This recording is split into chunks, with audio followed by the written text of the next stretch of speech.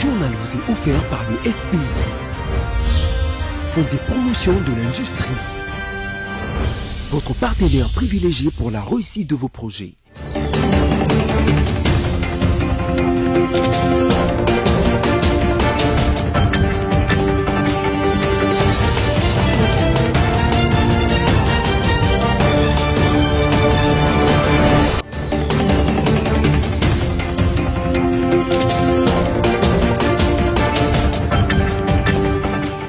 Mesdames et messieurs, bienvenue dans cette nouvelle édition du journal sur votre chaîne. La séance plénière de ce jeudi a été reportée à une date ultérieure. Le citoyen Bosso, après avoir jaugé l'état d'esprit des honorables députés, a estimé plus prudent de battre en retraite le sujet concernant la réquisition de Augustin Matata-Mponyo. Coronavirus en RDC, 356 nouvelles personnes ont contracté la maladie dans les dernières 24 heures sur l'ensemble du territoire national, rapporte l'équipe chargée de lutter contre ces fléaux en RDC. Des élèves des écoles publiques ont envahi ce jeudi dans la matinée les rues de la ville de Lubumbashi pour revendiquer la paye des enseignants, acteurs majeurs de la gratuité de l'enseignement décrété par le président de la République, Félix-Antoine Tshisekedi Tshilombo. Encore une fois de plus, bienvenue à toutes et tous si vous nous rejoignez et place à présent au développement de ce journal. Le chef de l'État, Félix-Antoine Tshisekedi Tshilombo, ensemble avec son homologue ougandais, Yoweri Museveni, ont lancé mercredi 16 juin 2021 les travaux de construction de la route devant relier les deux pays à partir de la cité frontalière de Kasindi. Suivez l'intégralité de cette activité dans cet élément de nos confrères de la présidence de la République. La rivière Lubiriha est la frontière naturelle entre la République démocratique du Congo et la République d'Ouganda. C'est ici que les deux chefs d'État, Félix-Antoine Tshisekedi Tshilombo et Yoweri Kaguta Museveni, se sont rencontrés pour une double cérémonie de lancement des travaux de rénovation de 223 km des routes congolaises qui sont réparties en 3 axes. Kasindi-Beni 85 km, Beni-Butembo 54 et Bunagana-Goma 89 km. Il s'agit de la matérialisation d'un projet né de la toute première rencontre entre le président Félix-Antoine Tshisekedi Tshilombo et Yoweri Kaguta Museveni à Entebbe le 10 novembre 2019.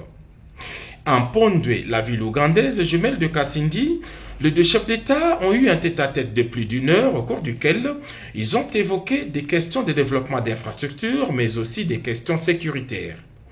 Après avoir dévoilé la stèle qui marque le lancement des travaux du côté ougandais, les deux chefs d'État sont entrés en terre congolaise pour une cérémonie similaire. À Kasindi, le président Félix-Antoine Tshisekedi Tshilombo et son homologue Yoweri Kaguta Museveni se sont adressés devant une foule en liesse qui voit se matérialiser un rêve qui devrait résoudre à la fois des problèmes sécuritaires et économiques. Ceci est un grand jour. It's a very great day. Un jour qui va davantage sceller les relations fraternelles entre nos deux pays, la République d'Ouganda et la République démocratique du Congo. Ce noble projet de construction de la route qui va aller de Kasindi jusqu'à Beni-Butembo est l'œuvre du président Yoweri Kaguta Museveni, ici présent. Dès où il m'avait fait part de ce projet, j'ai immédiatement embrayé dessus parce que j'étais très heureux de partager avec lui cette vision. Je sais que c'est un projet qui, lorsqu'il se réalisera, va accroître non seulement les échanges entre nos deux pays, mais également les activités économiques. Et qui dit activité économique dit croissance de la richesse et également lutte contre l'insécurité. Rendons-nous à l'Assemblée nationale à présent. La séance plénière de ce jeudi a été reportée à une date ultérieure. Le citoyen Bosso, après avoir jaugé l'état d'esprit des honorables députés, a estimé plus prudent de battre en retraite les sujets concernant les réquisitoires de Augustin Matata-Mponyo. En effet, tous les députés s'apprêtaient à rejeter tout simplement les rapports de la commission spéciale. Après les nouvelles mesures de restriction sanitaire arrêtées par le gouvernement congolais, le ministre concerné se sont réunis autour du premier d'entre eux, Jean-Michel Samalukonde, chef du gouvernement, sur des questions axées sur la sensibilisation de la population à la stricte observance de ces mesures. Cette réunion du comité de conjoncture autour du Premier ministre a examiné la situation économique de l'ensemble du pays. On constate que globalement, la situation du pays est stable. Le taux de change reste stable à peu près $1 pour 1999 francs congolais à l'official et $1 pour 2022 francs congolais au marché parallèle. Au niveau mondial, on constate que la croissance, il y a un optimisme parce que la croissance est estimée à 5,6%. Et avec cette croissance, nous espérons avoir les retombées au niveau local tirées par l'économie extérieure. Une inquiétude pour laquelle nous voulons appeler aussi à la vigilance, c'est la troisième vague de Covid-19. Il ne faudrait pas que cette vague puisse amener à un reconfinement. Donc le Premier ministre a appelé à la vigilance et au respect des mesures barrières qui ont été édictées par le chef de l'État. Parlons santé dans ce journal coronavirus en République démocratique du Congo. 356 nouvelles personnes ont contracté la maladie dans les 24 dernières heures sur l'ensemble du territoire national, rapporte l'équipe chargée de lutter contre ces fléaux en République démocratique du Congo. Commentaire. Sur 1009 échantillons testés, 358 nouveaux cas de Covid-19 ont été enregistrés le mercredi 16 juin en République démocratique du Congo. Parmi ces nouveaux cas, 307 sont à Kinshasa, 17 au nord Ubangi, 14 au nord Kivu, 8 au Lualaba, 6 dans le Haut-Ouélé et 4 en Ituri. Selon les mêmes rapports, 8 nouveaux décès ont été notifiés parmi les cas confirmés, dont 8 dans les centres de traitement Covid-19 à Kinshasa et 1 dans le Haut-Ouélé. 14 nouvelles personnes sont sorties guéries, parmi lesquelles 9 dans ces centres de traitement et 5 parmi les patients suivis à domicile. Depuis la déclaration officielle du coronavirus en RDC, le 10 mars 2020, le total des cas est de 36 578, dont 36 577 cas confirmés et improbables. Dans l'ensemble, il y a eu 866 décès et 27 894 personnes guéries. Au sortir du premier dialogue sur le droit humain dont a pris part Daniel Asselo, ministre de l'Intérieur, Sécurité, Décentralisation et Affaires coutumières, les patrons de la territoriale a laissé émettre le vœu de doter la République démocratique du Congo d'une police qui respecte les droits de l'homme. Ambassadeurs madame, ils sont effectivement venus échanger avec nous sur la question des droits humains en République démocratique du Congo. Nous leur avons fait voir que la République démocratique du Congo s'est engagée sur la question de promotion et de protection des droits humains. Ça fait des dizaines d'années, sans pression. Nous avons pris conscience et quand vous lisez la Constitution de la République, autant de lois qui existent dans ce pays et qui ne parlent que de la promotion et de la protection des droits humains.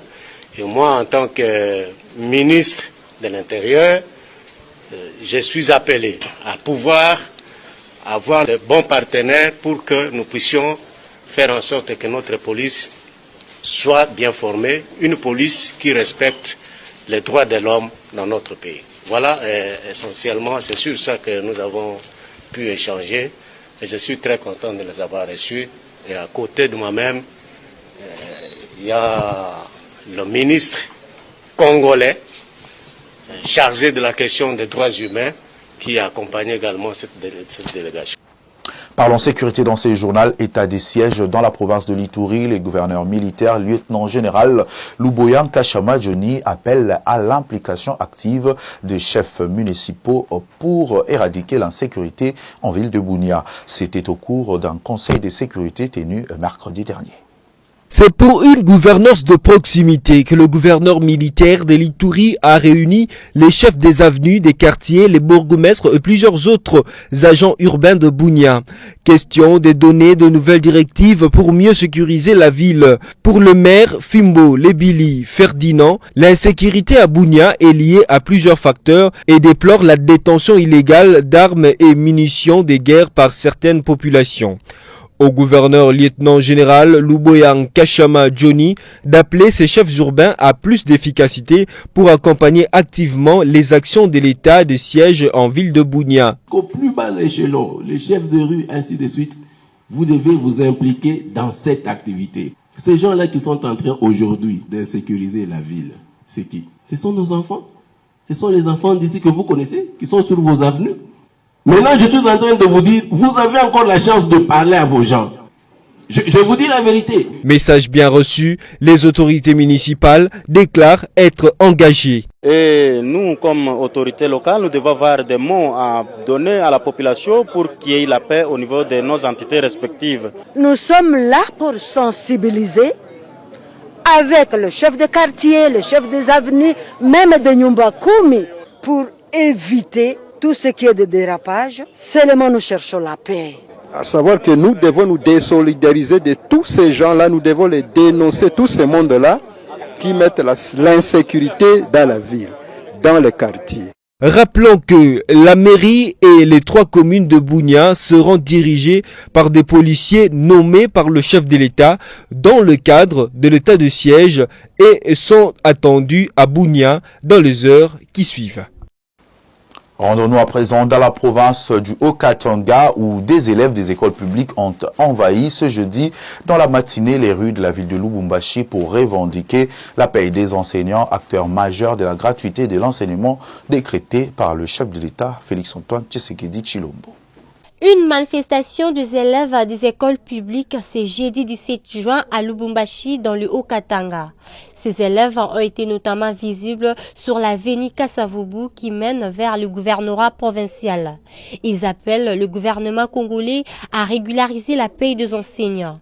Nous réclamons la justice. Nous étudions dans des écoles publiques, mais on nous fait payer. Les enseignants ne sont pas bien rémunérés. C'est l'injustice sociale. Voilà pourquoi nous voulons qu'on applique la justice dans ces pays.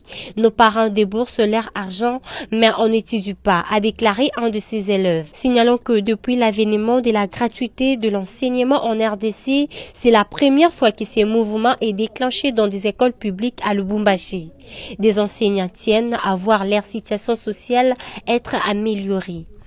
Tout à fait autre chose dans ce journal, parlons Journée internationale de l'enfant africain à l'initiative de l'ONG Accord d'Épée. Cette journée a été célébrée à Kinshasa dans la commune de Ngaba avec les enfants venus de quelques orphelinats du coin. Ces derniers ont été sensibilisés sur le bien fondé du retour à la terre avec le maïs variété JKK à 981. C'est la salle polyvalente Arche du Congo de la commune de Ngaba qui a servi de cadre pour la tenue de l'activité marquant la célébration de la Journée internationale de l'enfant africain du 16 juin de chaque année. À l'initiative de l'ONG Accord d'Épée, des enfants venus des différents orphelinats de cette municipalité ont été sensibilisés sur 3 éléments essentiels, à savoir les biens fondés de cette journée, le port et la confection de masques en tissu et le retour à la terre avec le maïs variété JKK 981. Cette activité qui s'est déroulée dans le strict respect de mesures barrières a connu la participation du premier citoyen de la municipalité, Télé Mokwanga. Du numéro 1 de la commune à Safi Mario à Martine, responsable de l'ONG Accord d'Épée, qui se sont succédés à la tribune, tous ont mis un accent particulier sur le rôle que chaque Congolais doit jouer pour le développement de son pays. 3 temps forts ont marqué la cérémonie de ce jour, notamment la démonstration de la confection du masque en tissu, les explications sur la production du maïs variété JKK 981 et enfin la remise symbolique des dons de l'accord d'épée aux orphelinats. Ne nous quittez pas, mesdames et messieurs, l'actualité se poursuit avec la revue de presse.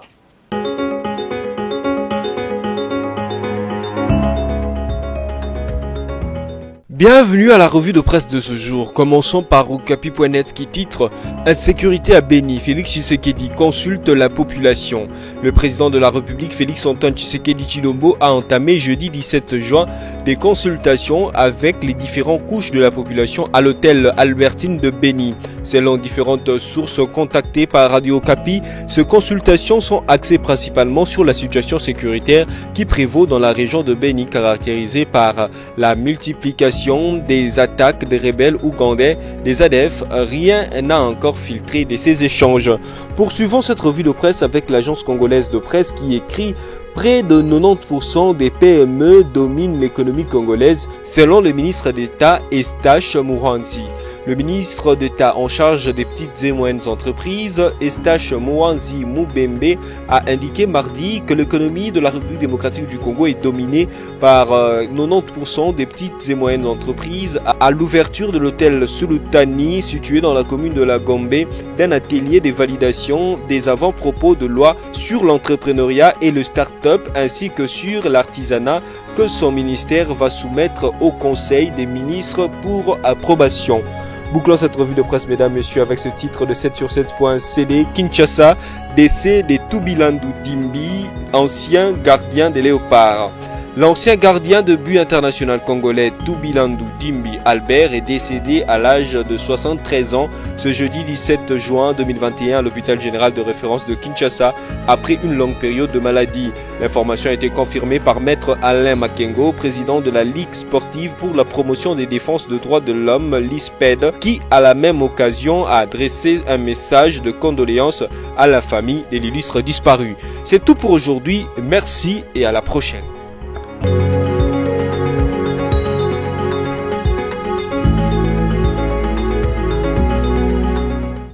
Si vous nous avez pris en cours des diffusions, je vous rappelle à présent les principaux titres de ce journal. La séance plénière de ce jeudi a été reportée à une date ultérieure. Le citoyen Bosso, après avoir jaugé l'état d'esprit des honorables députés, a estimé plus prudent de battre en retraite le sujet concernant la réquisition de Augustin Matata-Mponyo. Coronavirus en RDC, 356 nouvelles personnes ont contracté la maladie dans les dernières 24 heures sur l'ensemble du territoire national, rapporte l'équipe chargée de lutter contre ces fléaux en RDC. Des élèves des écoles publiques ont envahi ce jeudi dans la matinée les rues de la ville de Lubumbashi pour revendiquer la paye des enseignants, acteurs majeurs de la gratuité de l'enseignement décrété par le président de la République, Félix-Antoine Tshisekedi Tshilombo. Mesdames et messieurs, c'est par ici que se referme complètement cette édition du journal. Quant à moi, je vous retrouve très prochainement avec le même plaisir.